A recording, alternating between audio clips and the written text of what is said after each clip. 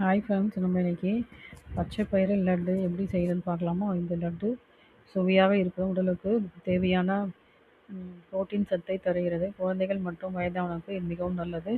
தேவையான பொருட்கள்: ஒரு கப் பச்சை பயிறு, அரை கப் நாட்டு சர்க்கரை அல்லது வெல்லம், 2 டேபிள் ஸ்பூன் நெய், சிறிதளவு ஏலக்காய் தூள், தேவையான அளவு முந்திரி. முதலில் பச்சை பயிரை ஒரு கடாயில் சேர்த்து நன்றாக வாசனை வரும் வரை வறுத்து கொள்ளவும். ஆறிய பிறகு மிக்சியில் போட்டு நன்றாக அரைத்து கொள்ளவும். அதே ஒரு கடாயில் சிறிதளவு நெய் சேர்த்து முந்திரியும் சேர்த்து நன்றாக வறுத்து கொள்ளவும். இப்போது அரைச்ச பச்சை பயிறு பொடியை நாட்டு சர்க்கரை, ஏலக்காய் தூள் மற்றும் வறுத்த முந்திரியை சேர்த்து நன்றாக கலக்கவும்.